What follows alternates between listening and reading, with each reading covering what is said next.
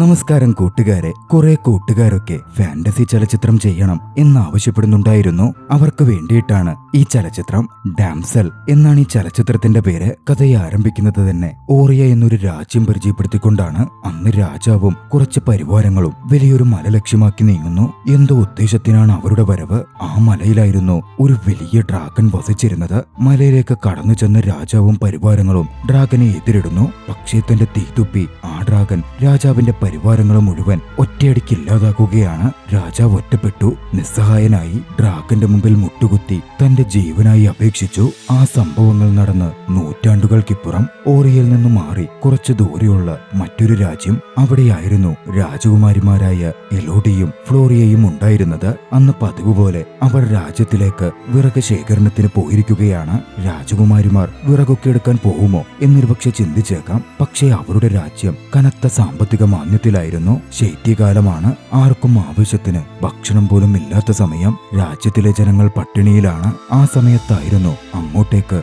മനോഹരമായൊരു രഥം വരുന്നത് അവരുടെ ശ്രദ്ധയിൽപ്പെടുന്നത്. രാജകുമാരിമാർ കൊട്ടാരത്തിലേക്ക് എത്തുമ്പോഴേക്കും രഥത്തിൽ വന്നിറങ്ങിയിരുന്ന ചുവന്ന വസ്ത്രം ധരിച്ചിരുന്ന പുരോഹിത അവരുടെ അച്ഛനായ ലോർഡ് ബേഫോർഡിനോട് എന്തോ കാര്യം സംസാരിച്ചിരുന്നു. എലോഡിയെ കണ്ടതും ഇവൾ മതിയാകും എന്ന് പറഞ്ഞ് ഒരു കത്ത് ബേഫോർഡിന്റെ കയ്യിലേക്ക് കൊടുത്ത് അവിടെ നിന്നവർ പോവുകയുമാണ്. എലോഡി അച്ഛനോട് കാര്യം തിരക്കി. ബേഫോർഡ് പറഞ്ഞത് ഓറിയ രാജ്യത്തു നിന്നും മകൾക്കൊരു വിവാഹാലോചന വന്നിരിക്കുന്നു എന്നായിരുന്നു. ആദ്യഘട്ടത്തിൽ എലോഡിക്കതിന് സമ്മതമായിരുന്നില്ല. പക്ഷേ വിവാഹം നടന്നാൽ വളരെ വലിയൊരു തുക അവരുടെ രാജ്യത്തിന് ലഭിക്കും. അവരുടെ ജനങ്ങളൊക്കെ അതോടെ രക്ഷപ്പെടും. രാജ്യം സംരക്ഷിക്കപ്പെടും എന്നൊക്കെ അച്ഛൻ ബേഫോർഡ് പറഞ്ഞതും മനസ്സില്ലാ മനസ്സോടെയെങ്കിലും എലോഡി വിവാഹത്തിന് സമ്മതിക്കുവാണ്. എലോഡിയുടെയും ഫ്ലോറിയുടെയും അമ്മ മരണപ്പെട്ടതായിരുന്നു. അവർക്കിപ്പോൾ ഒരു സ്റ്റെപ്പ് മദർ ഉണ്ട്. പോറ്റമ്മ എലോഡിയെ ബാക്കി കാര്യങ്ങൾക്ക് പ്രോത്സാഹിപ്പിക്കുകയും ചെയ്തു. അങ്ങനെ വൈകാതെ വിവാഹാലോചനകളുടെ ഭാഗമായി ലോർഡ് ബേഫോർഡിന്റെ കുടുംബം ഓറിയ രാജ്യത്തേക്ക് തിരിക്കുകയാണ്. അവിടെ എത്തി കാര്യങ്ങളൊന്നും ഓക്കെയല്ലെങ്കിൽ വിവാഹം വേണ്ടെന്ന് വെക്കാം. ഇനി ഓക്കെയാണെങ്കിലോ വിവാഹം നടത്താം എന്നൊരു പദ്ധതിയായിരുന്നു എലോഡിക്കും ലോർഡ് ബേഫോർഡിനും ഒക്കെ ഉണ്ടായിരുന്നത്. കടലിലൂടെയുള്ള യാത്ര ഒരു ഘട്ടം പിന്നിട്ടതും മഞ്ഞുമൂടിയ ഒരു പ്രദേശം വന്നു. അതിനുള്ളിലൂടെ കപ്പൽ അകത്തേക്ക് പ്രവേശിച്ചതും ഓറിയ രാജ്യം കൺമുന്നിൽ തെളിയുകയായിരുന്നു. വലിയ രണ്ട് ഡ്രാഗൺ പ്രതിമകളായിരുന്നു അവരെ വരവേറ്റത്. അത് കണ്ട് എലോഡി അല്പം ഭയപ്പെട്ടെങ്കിലും ഓറിയ രാജ്യത്തിന്റെ സമ്പന്നതയും അവിടുത്തെ ഭംഗിയുമൊക്കെ രാജകുമാരി എലോഡിയുടെ അടക്കം കണ്ണു മഞ്ഞളിപ്പിക്കുന്നതായിരുന്നു. സർവൻസ് വന്ന് എലോഡിയെയും കുടുംബത്തെയും സ്വീകരിക്കുന്നു. അവർക്ക് റൂമുകളും കൊടുക്കുന്നു. സമ്പന്നത എലോഡിയിൽ വല്ലാതെ സ്വാധീനിച്ചിരുന്നു. എലോഡി ബാൽക്കണിയിലേക്ക് ഇറങ്ങുമ്പോൾ എതിർവശത്തെ കെട്ടിടത്തിൽ അതിന്റെ ബാൽക്കണിയിൽ മറ്റൊരു രാജകുമാരിയെ കൂടി കാണുകയാണ്. പക്ഷേ ഉടനടി സർവൻസ് വന്ന് വിളിച്ചതിനാലോ മറ്റോ ആ രാജകുമാരി അകത്തേക്ക് കയറിപ്പോയി. അന്ന് രാത്രിയിൽ എലോഡിക്ക് ഉറക്കം വന്നതേയില്ല. അവൾക്കിഷ്ടപ്പെട്ട വിനോദമായ വഴി കണ്ടെത്തൂ പോലുള്ള ചെറിയ പസിലുകൾ അവൾ വരച്ചു. ശേഷം ബാൽക്കണിയിലേക്ക് ഇറങ്ങി. രാവിലെ കണ്ട രാജകുമാരിയുടെ മുറിയിൽ വെളിച്ചമൊന്നും കാണുന്നുണ്ടായിരുന്നില്ല. അപ്പോഴാണ് ദൂരെ അവൾ ആ കാഴ്ച കാണുന്നത്. ദൂരെയുള്ള മലയിൽ ചെറിയൊരു ഗുഹാമുഖത്ത് ഒരു വെളിച്ചം. ആ രാത്രിയിൽ ആരൊക്കെയോ മലമുകളിൽ പോയിട്ടുണ്ട് എന്ന് വ്യക്തമാക്കുന്നതായിരുന്നു അത്. അവൾക്കതൊന്നും വ്യക്തമാവുകയും ചെയ്യുന്നുണ്ടായിരുന്നില്ല. അടുത്ത ദിവസം എലോഡിയും കുടുംബവും രാജകുമാരനെയും കുടുംബത്തെയും മീറ്റ് ചെയ്യുകയാണ്. അവിടുത്തെ ക്യൂനായ ഇസബെല്ല ആയിരുന്നു അവരെ എതിരേറ്റത്. എലോഡിയെ ഇഷ്ടപ്പെട്ടെന്നും വിവാഹ ചടങ്ങുകളുമായി മുമ്പോട്ടു പോകാം എന്നും ഇസബെൽ പറയുന്നു. അതിനു മുമ്പ് പേഴ്സണലായി സംസാരിക്കണം എന്ന് ലോർഡ് ബേഫോർഡിനോട് ക്യൂൻ ആവശ്യപ്പെടുന്നുണ്ട്. എലോഡിയും രാജകുമാരൻ ഹെൻറിയും അതേസമയം ഉദ്യാനത്തിൽ പരിചയപ്പെടാനും സംസാരിക്കാനുമായി ഇറങ്ങുന്നു. ആദ്യം ഒരു പരുങ്ങൽ ഉണ്ടായിരുന്നെങ്കിലും എലോഡിയും ഹെൻറിയും പെട്ടെന്ന് തന്നെ മനസ്സ് തുറന്ന് സംസാരിക്കുകയും അവർക്കിടയിൽ ഒരു അടുപ്പം വരികയും ചെയ്യുകയാണ്. സംസാരത്തിനിടയിൽ തലേ രാത്രിയിൽ മലമുകളിൽ കണ്ട വെളിച്ചത്തെ പറ്റിയും എലോഡി രാജകുമാരനോട് പറഞ്ഞു. അത് ചില പഴയ പൂർവിക ആചാരങ്ങളാണെന്നും വിവാഹത്തോടനുബന്ധിച്ച് നടത്തുന്നതാണ് എന്നുമായിരുന്നു രാജകുമാരന്റെ മറുപടി. പിന്നാലെ എലോഡിയും രാജകുമാരനും കുതിരപ്പുറത്ത് മനോഹരമായ ആ രാജ്യത്തിന്റെ പുൽമേടുകളിലൂടെ സഞ്ചരിക്കുവാണ്. ഇരുവർക്കും അവിടുത്തെ കാഴ്ചകളും മറ്റും ഒരുപാട് ഇഷ്ടപ്പെട്ടിരുന്നു. സംസാരത്തിൽ നിന്നും യാത്രകൾ രണ്ടുപേരുടെയും കോമൺ ഇൻട്രസ്റ്റ് ആയും ഇരുവരും മനസ്സിലാക്കുവാണ്. അതോടെ അവർക്കിടയിൽ ഒരു ബോണ്ടിംഗ് രൂപപ്പെടുന്നു. മറുവശത്ത് ലോർഡ് ബേഫോർഡ് ആകട്ടെ ക്യൂൻ ഇസബെല്ലുമായുള്ള സംസാരമൊക്കെ നടത്തിയിരുന്നു. പുറത്തേക്ക് വന്ന ബേഫോർഡിന്റെ മുഖം അത്ര സന്തോഷമുള്ളതായിരുന്നില്ല. അത് കണ്ട് ബേഫോർഡിന്റെ ഭാര്യ, അതായത് എലോഡിയുടെ പോറ്റമ്മ, ബേഫോർഡിനോട് എന്താ പ്രശ്നം എന്നൊക്കെ ചോദിക്കുവാണെങ്കിലും ബേഫോർഡൊന്നും വിട്ടുപറയുന്നില്ല. ആവശ്യത്തിന് പണം ചോദിച്ചില്ലേ എന്നൊക്കെ ചോദിക്കുമ്പോൾ അതൊക്കെ ഓക്കെയാണ്, ചോദിച്ചു അതിൽ കൂടുതൽ അവർ തരും എന്നൊക്കെയാണ് ബേഫോർഡ് പറയുന്നത്. എന്നിട്ട് മുഖത്തൊരു സന്തോഷമില്ല, എന്തൊക്കെയോ പ്രശ്നമുണ്ട് എന്ന് ആ സമയമേ പോറ്റമ്മയ്ക്ക് തോന്നുന്നുണ്ടായിരുന്നു. എന്തായാലും അത് വിട്ട് പോറ്റമ്മ ക്യൂൻ ഇസബെല്ലുമായി ഒന്ന് അടുത്തിടപഴകാൻ ശ്രമിക്കുകയാണ്. നമ്മൾ ബന്ധുക്കളാവേണ്ടവരാണല്ലോ, പരിചയപ്പെട്ടിരിക്കുന്നത് നല്ലതല്ലേ എന്ന മട്ടിലായിരുന്നു പോറ്റമ്മ ഇസബെല്ലിന് അടുത്ത് ചെന്നത്. പക്ഷേ ഇസബെൽ പോറ്റമ്മയോട് അങ്ങനെ ബന്ധത്തിന്റെ ആവശ്യമുണ്ടെന്നൊന്നും തോന്നുന്നില്ല, ആവശ്യത്തിന്റെ പുറത്ത് ഉടലെടുത്തൊരു ബന്ധമല്ലേ, ഞങ്ങൾക്കൊരു വധുവിനെ വേണമായിരുന്നു, നിങ്ങൾക്ക് പണവും അത് ഞങ്ങൾ തരുന്നു, വധുവിനെ സ്വന്തമാക്കുന്നു, പിന്നെ നിങ്ങളൊരു കയറുപിരിക്കാരന്റെ മകളല്ലേ, ആ സ്ഥാനം എപ്പോഴും മനസ്സിൽ വെച്ചേക്കണം. ഇസബെല്ലിന്റെ ആ മറുപടി കൂടി ആയതോടെ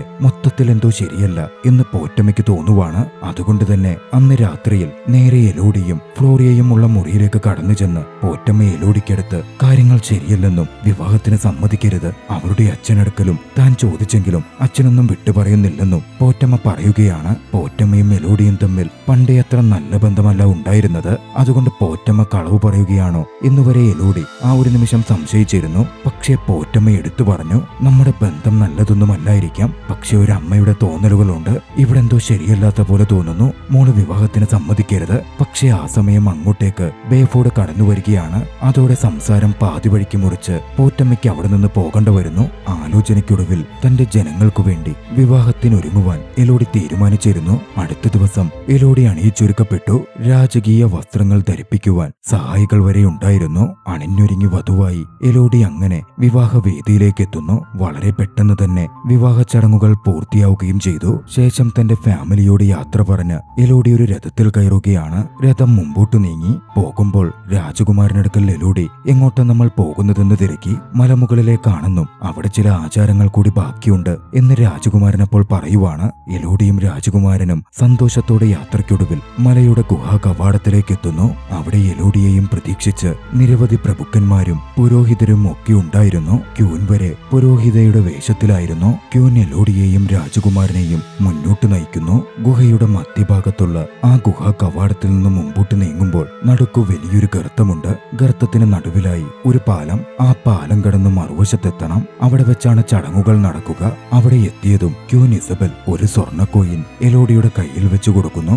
ഇതാവും രാജ്യത്തിനെ സംരക്ഷിക്കുക എന്നപ്പോൾ പറയുകയും ചെയ്യുന്നുണ്ട്. ശേഷം ചടങ്ങുകളിലേക്ക് കടക്കുന്നു. ആദ്യം രാജകുമാരന്റെ കൈ നീട്ടി അതിൽ ക്യൂനൊരു മുറിവുണ്ടാക്കി. അതിൽ നിന്ന് രക്തം കിനിഞ്ഞു. പിന്നാലെ എലോഡിയുടെയും കൈ നീട്ടി അതിലും മുറിവുണ്ടാക്കി. രണ്ട് കൈകളും ചേർത്ത് പിടിച്ച് മുറിവുകൾ തമ്മിൽ സംയോജിപ്പിച്ചു. നീയും ഇപ്പോൾ രാജരക്തമായി തീർന്നിരിക്കുന്നു എന്ന് ക്യൂൻ എലോഡിയോട് പറയുവാണ്. പിന്നാലെ അതിന്റെ ഒരു കഥയും പറഞ്ഞു. പണ്ട് ആ ഗുഹയ്ക്കകത്ത് ഒരു വലിയ ഡ്രാഗൺ പാർത്തിരുന്നു. ആ ജീവിവർഗത്തിലെ അവസാന കണ്ണി. ആദ്യത്തെ രാജാവ് ഡ്രാഗൺ ജനങ്ങൾക്ക് ബുദ്ധിമുട്ടായപ്പോൾ ഡ്രാഗനെ വകവരുത്താൻ ആ ഗുഹാമുഖത്തേക്ക് കയറി ചെന്നു. പക്ഷേ ഡ്രാഗൺ രാജാവിന്റെ സൈന്യത്തെ കൊന്നു. രാജാവ് ഡ്രാഗന്റെ മുമ്പിൽ വെറുതെ വിടാൻ മുട്ടുകുത്തി അപേക്ഷിച്ചു. ജനങ്ങളെ ദ്രോഹിക്കാതിരിക്കുവാനും രാജാവിനെ വെറുതെ വിടാൻ ഡ്രാഗൺ ആവശ്യപ്പെട്ടത് രാജാവിന്റെ 3 പെൺമക്കളെ ഡ്രാഗന് ബലി നൽകണം എന്നായിരുന്നു. രാജാവ് ആ ത്യാഗം ചെയ്തു. അത്ര വലിയ ത്യാഗങ്ങൾക്കൊടുവിലാണ് ഈ രാജ്യം നിർമ്മിക്കപ്പെട്ടത്. എലോഡിയോട് ഇസബെൽ ആ കോയിൻ താഴെയുള്ള ഗർത്തത്തിലേക്കിടാൻ പറയുന്നു. എലോഡി ആ സ്വർണ്ണ കോയിൻ ആ ഗർത്തത്തിലേക്കിട്ടു. അവിടെ നിന്നും തിരികെ എലോഡിയെ താൻ എടുത്തുകൊണ്ടാണ് പോവേണ്ടത് എന്ന് ഹെൻറി പറയുവാണ്. ശേഷം സന്തോഷത്തോടെ എലോഡി അതിന് നിന്നുകൊടുക്കുന്നു. ഹെൻറി എലോഡിയെ തന്റെ കൈകളിൽ എടുത്തുയർത്തി പാലത്തിലേക്ക് കടന്ന് മുമ്പോട്ട് നടക്കാൻ തുടങ്ങി. പകുതി എത്തിയതും എലോഡിയോട് കണ്ണുകൾ അടച്ചോളാൻ രാജകുമാരൻ ഹെൻറി പറയുവാണ്. ശേഷം എലോഡിയോട് അയാൾ സോറി എന്ന് പറഞ്ഞു. എന്തെങ്കിലും മനസ്സിലാവുന്നതിന് മുമ്പേ എലോഡിയെ ഹെൻറി പാലത്തിന്റെ താഴെയുള്ള ഗർത്തത്തിലേക്ക് വലിച്ചെറിഞ്ഞിരുന്നു. എലോഡി അലറി വിളിച്ചു. ഗർത്തത്തിൽ നിന്നും മുകളിലേക്ക് വളർന്നു നിന്നിരുന്ന വേരുകളിലും മരവള്ളിയിലുമൊക്കെ തട്ടി തലോടി എലോഡി താഴെ വന്ന് പതിക്കുകയാണ്. കുറച്ചു കഴിഞ്ഞായിരുന്നു എലോഡി ഉണരുന്നത്. ചെറിയ പരിക്കുകൾ ശരീരത്തിലുണ്ട്. എലോഡി നോക്കുമ്പോൾ താൻ ആ ഗർത്തത്തിൽ അകപ്പെട്ടിരിക്കുന്നതായും ഗുഹാമുഖത്തിൽ നിന്നുള്ള പാലമുള്ളത് ഏറെ ഉയരത്തിലാണെന്നും അവൾ തിരിച്ചറിയുന്നു. രക്ഷിക്കാൻ അവൾ അലറിയെങ്കിലും ആരും അവിടെ ഉണ്ടായിരുന്നില്ല. എലോഡി മുകളിലേക്ക് പിടിച്ചു കയറാൻ ശ്രമിച്ചു. പക്ഷെ അത് പരാജയപ്പെട്ടു. ദേഷ്യത്തിൽ അവൾ തന്റെ സ്വർണ്ണ കിരീടവും മാലയുമൊക്കെ വലിച്ചെറിയുവാണ്. അപ്പോഴാണ് അവൾ അത് ശ്രദ്ധിക്കുന്നത്. അവിടെ അത്തരത്തിൽ നിരവധി ആഭരണങ്ങൾ കിടക്കുന്നുണ്ടായിരുന്നു. അതിനർത്ഥം അതിനു മുമ്പേ അവിടെ അവളെപ്പോലെ അനേകം പേർ വലിച്ചെറിയപ്പെട്ടിട്ടുണ്ട് എന്നായിരുന്നു. പെട്ടെന്ന് തൊട്ടപ്പുറത്തു നിന്നുള്ള ഗുഹയ്ക്കകത്തു നിന്നും കത്തിയിരിക്കുന്ന കിളിയുടെ ശബ്ദം അവൾ കേൾക്കുകയാണ്. ഒരു വെളിച്ചവും. അവൾ അവിടെ നിന്നും അടുത്ത ഗുഹയിലേക്ക് കടന്നു. ഒരു കിളി കത്തിക്കരിഞ്ഞു വീഴുന്നുണ്ടായിരുന്നു.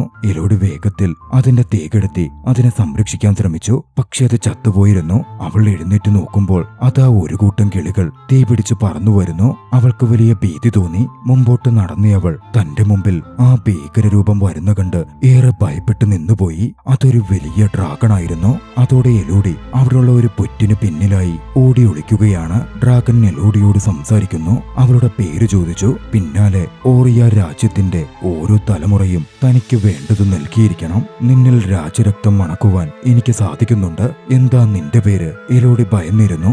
എലോഡി എന്ന തന്റെ പേര് അവൾ ഭയന്നു പറഞ്ഞു. തന്റെ കയ്യിലുള്ള മുറിപ്പാട് ശ്രദ്ധിച്ച് അവൾ ഉടൻ മനസ്സിലാക്കി മുകളിൽ നടന്ന ചടങ്ങുകൾ ഡ്രാഗനെ പറ്റിക്കാൻ വേണ്ടി ഉണ്ടാക്കിയതായിരുന്നുവെന്ന്. തന്റെ കയ്യിൽ രാജരക്തം കലർത്തി തന്നെ ഇങ്ങോട്ടേക്ക് തള്ളുകയായിരുന്നെന്ന്. പിന്നാലെ ഡ്രാഗൺ എലോഡിയോട് ഓടാൻ പറഞ്ഞു. ഭയന്ന് അവൾ ഓടാൻ തുടങ്ങിയതും ഡ്രാഗൺ പിന്നിൽ നിന്നും തീ ചീറ്റി ലാവ അവൾക്ക് പിന്നാലെ ഒഴുകി വരാൻ തുടങ്ങി. എലോഡി ഓടി മറ്റൊരു ചെറിയ ഗുഹയിലേക്ക് കയറി രക്ഷപ്പെട്ടു. അവിടെ എത്തുമ്പോൾ അവിടെ പൊള്ളലേറ്റ ചത്ത രീതിയിൽ ഒരു മൃതദേഹം ഉണ്ടായിരുന്നു. തലേദിവസം താൻ ബാൽക്കണിയിൽ കണ്ട രാജകുമാരിയാണത് എന്നെലോടി തിരിച്ചറിയുവാണ്. അവളുടെ ഭയം കനത്തു. പിന്നാലെ ഡ്രാഗൺ അങ്ങോട്ടേക്ക് കടന്നു വരുന്ന ശബ്ദം കേട്ടു. എലോഡി അവിടുള്ള ചെറിയൊരു പൊത്തിലൂടെ കടന്ന് രക്ഷപ്പെടാൻ ശ്രമിച്ചു. പക്ഷേ വസ്ത്രം കാരണം എലോഡിക്ക് പെട്ടെന്ന് കടക്കാൻ പറ്റുന്നുണ്ടായിരുന്നില്ല. ലാവ ഒഴുകി വന്ന് എലോഡിയുടെ കാലിൽ പൊള്ളലേൽപ്പിച്ചെങ്കിലും എലോഡി ഭാഗ്യം കൊണ്ട് വസ്ത്രത്തിന്റെ ഏച്ചുകെട്ടലുകൾ ഒഴിവാക്കി ആ പൊത്തിലൂടെ അടുത്ത ഭാഗത്തേക്ക് കടന്നു. പൊള്ളിയ കാൽ വല്ലാതെ വേദനയെടുത്തിരുന്നു. തന്റെ വസ്ത്രത്തിന്റെ ഒരു ഭാഗം കീറി എലോഡി അത് വെച്ചുകെട്ടി. പിന്നാലെ ആഭരണത്തിന്റെ ഭാഗമായി ഉണ്ടായിരുന്ന ഒരു വസ്തു കത്തിച്ച് വെളിച്ചമുണ്ടാക്കി എലോഡി മുന്നോട്ട് നടക്കുവാണ്. ശേഷം ചെറിയൊരു തുരങ്കം പോലുള്ള ഇടത്തുകൂടെ വളരെയധികം കഷ്ടപ്പെട്ട് തട്ടിയും തടഞ്ഞും വേഗത്തിൽ വീണുമൊക്കെ അവൾ മറ്റൊരിടത്തേക്ക് എത്തിപ്പെടുന്നു. എങ്ങനെയും ആ ഗുഹയ്ക്കകത്തുനിന്ന് രക്ഷപ്പെടണം എന്നത് മാത്രമായിരുന്നു എലോഡിയുടെ മനസ്സിൽ. പക്ഷേ താഴെ വീണ് അവളുടെ വിളക്ക് കെടുന്നു. അതോടെ ഒരു തരത്തിൽ തപ്പിത്തടഞ്ഞൊക്കെ അവൾ മുമ്പോട്ട് നടക്കുവാണ്. കുറച്ച് മുന്നോട്ട് ചെന്നതും കുറച്ചപ്പുറയായി ഒരു വെളിച്ചം അവൾ കാണുന്നു. പക്ഷേ നടുക്ക് വലിയൊരു ഗർത്തമുണ്ട്.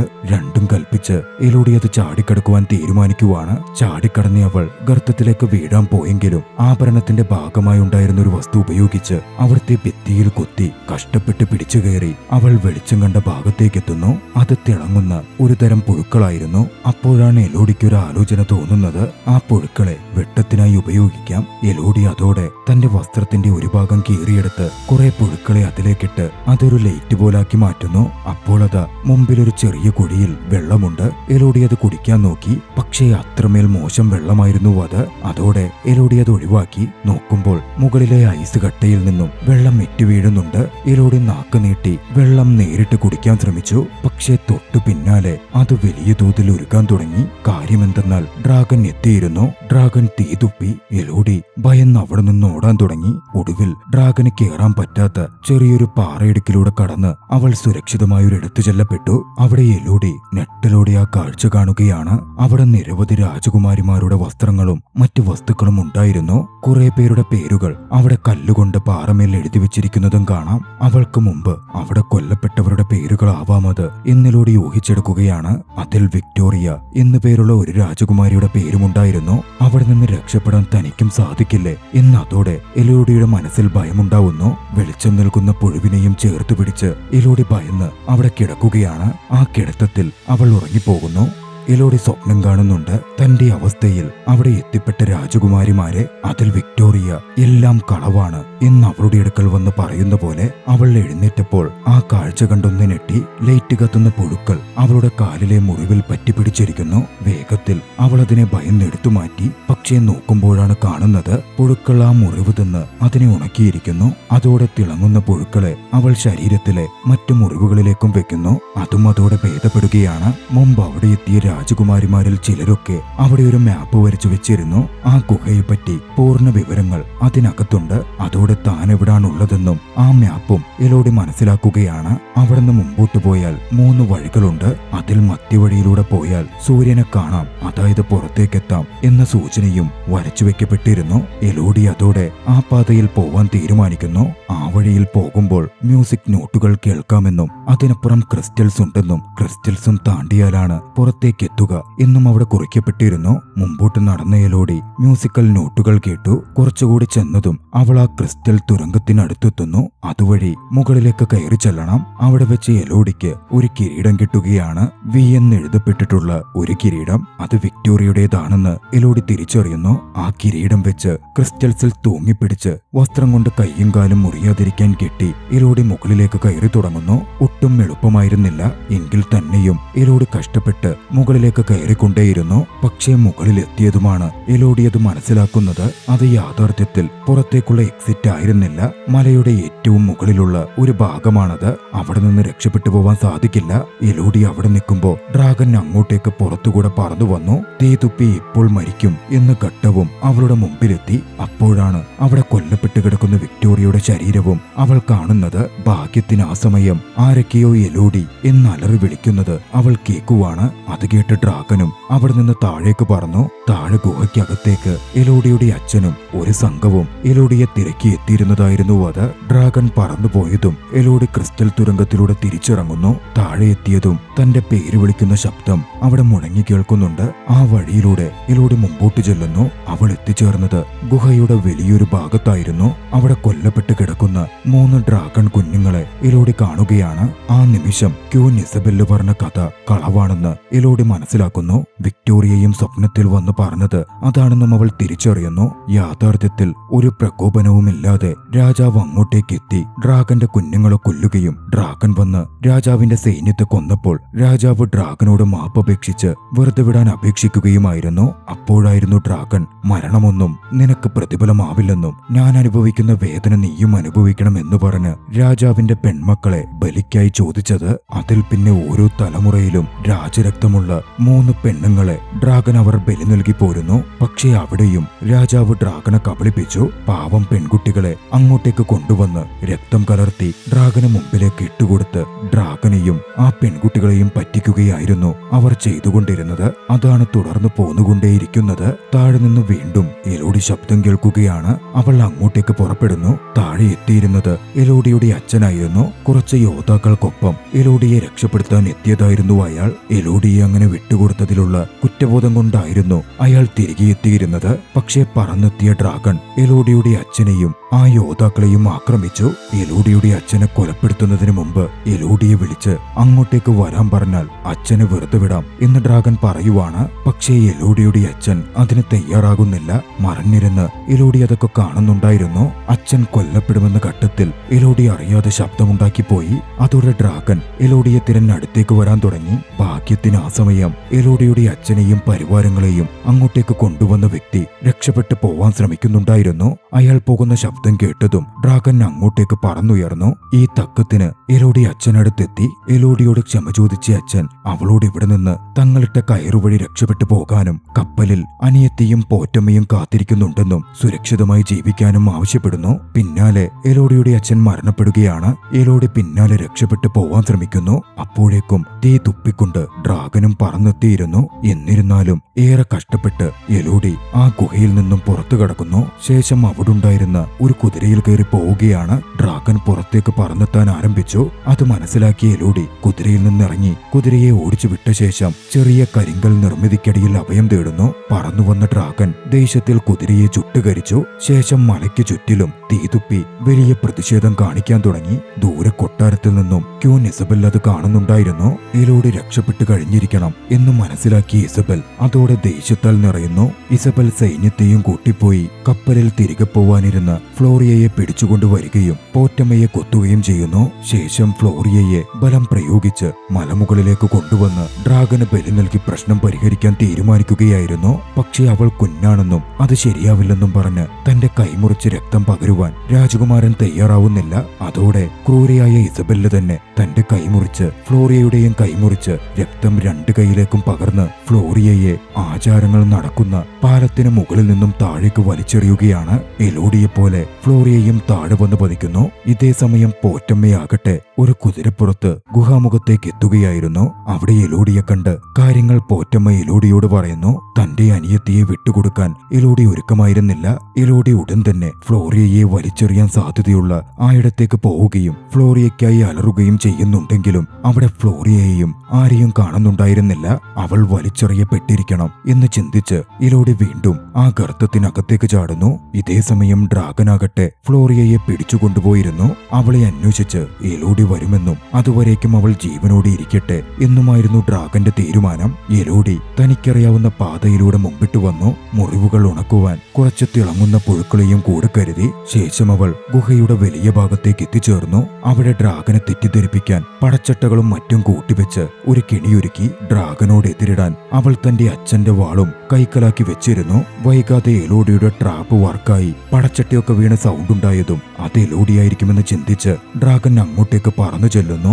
ഡ്രാഗൻ പോയതും സഹോദരിയെ ഡ്രാഗൻ വെച്ചിരുന്ന ഇടത്തേക്കെത്തിയ എലോഡി ഫ്ലോറിയയെ രക്ഷപ്പെടുത്തി അവിടെ നിന്ന് കൂട്ടിക്കൊണ്ടുപോവുകയാണ്. ഡ്രാഗൻ അപ്പോഴേക്കും എലോഡിയുടെ കെണിയൊക്കെ തിരിച്ചറിഞ്ഞ് തിരികെ പറന്നെത്താൻ തുടങ്ങിയിരുന്നു. ഫ്ലോറിയയോട് എലോഡി മറഞ്ഞിരിക്കാൻ പറഞ്ഞു. പക്ഷേ ഡ്രാഗൻ ഫ്ലോറിയുള്ളത് കണ്ടെത്തി. തിരിയുമ്പോൾ എലോഡി ഡ്രാഗന് നേരെ വാള് നീട്ടി നിൽക്കുന്നുണ്ടായിരുന്നു. പക്ഷേ തന്നെ കൊല്ലാൻ ഈ വാള് പോരാ എന്ന് ഡ്രാഗൻ പറയുവാണ്. എലോഡിക്കും ഡ്രാഗനെ കൊല്ലാൻ ഉദ്ദേശമുണ്ടായിരുന്നില്ല. തങ്ങളെ തെറ്റിദ്ധരിപ്പിച്ചിരുന്ന പോലെ ഡ്രാഗനെയും ഇസബെല്ലും അവിടുത്തെ രാജകുടുംബവും അത്രയും നാൾ കബളിപ്പിക്കുകയായിരുന്നു എന്നെലോഡിക്ക് അറിയാമായിരുന്നു. എലോഡി ആ സത്യങ്ങൾ ഡ്രാഗനെ ബോധ്യപ്പെടുത്താൻ ശ്രമിക്കുവാണ്. ഡ്രാഗൺ കൊന്നത് ഒരിക്കലും രാജരക്തമുള്ളവരെ ആയിരുന്നില്ലെന്നും പുറത്തുനിന്നും വിവാഹത്തിനായി കൊണ്ടുവന്ന് കബളിപ്പിച്ച് ഗർത്തത്തിൽ തള്ളിയവരെയാണെന്നും എലോഡി വിവരിക്കുന്നു. രാജരക്തത്തിന്റെ മണം തനിക്ക് കിട്ടിയിരുന്നല്ലോ എന്ന് ഡ്രാഗൺ പറയുമ്പോൾ അങ്ങനെ തള്ളിയ പെൺകുട്ടികളുടെ കയ്യിലുള്ള മുറിപ്പാടുകളെ പറ്റിയും എലോഡി വിവരിക്കുന്നുണ്ട്. പക്ഷേ എലോഡി പറഞ്ഞത് അത്രയും ഡ്രാഗൻ വിശ്വസിക്കാൻ ഒരുക്കമായിരുന്നില്ല.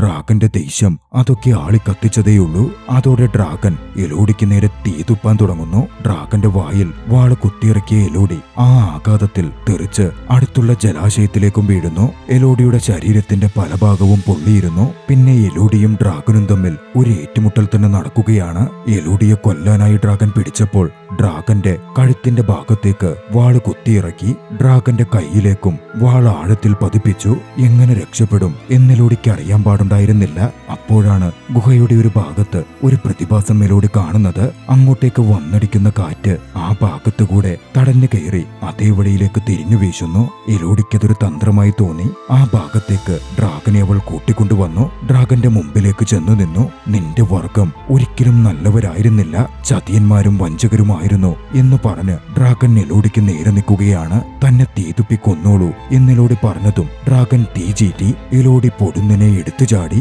ഡ്രാഗന്റെ തീ തന്നെ ആ പ്രദേശത്ത് വളഞ്ഞ് ഡ്രാഗന്റെ ശരീരത്തിൽ പതിഞ്ഞു. പൊള്ളലേറ്റ് ഡ്രാഗൻ താഴെ വീഴുകയാണ്. എലോഡിക്ക് എളുപ്പത്തിൽ ആ സമയം വേണമെങ്കിൽ ഡ്രാഗനെ വകവരുത്താം. പക്ഷേ എലോഡി അത് ചെയ്യുന്നില്ല.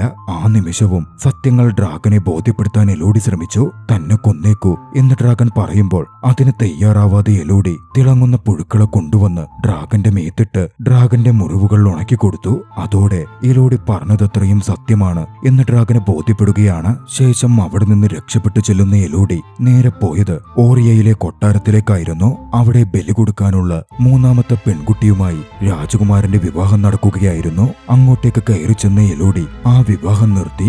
എലോഡിയെ കണ്ട് ഒരു നിമിഷം എല്ലാവരും ഷോക്കായിരുന്നു. പക്ഷേ ഇസബെല്ല് എലോഡിയെ കണ്ടും ഭയപ്പെട്ടില്ല. അവൾക്കെന്ത് അഹങ്കാരമാണെന്ന് പറഞ്ഞ് എലോഡിയെ വകവരുത്താൻ ഉത്തരവിട്ടു. ഉടൻ എലോഡി പറഞ്ഞു, എന്നെ കണ്ടല്ല നിങ്ങൾ ഭയക്കേണ്ടത്. കൃത്യം ആ സമയം കൊട്ടാരത്തിന്റെ മുകളിലേക്ക് ഡ്രാഗൻ പറന്നു വന്നു നിന്നു.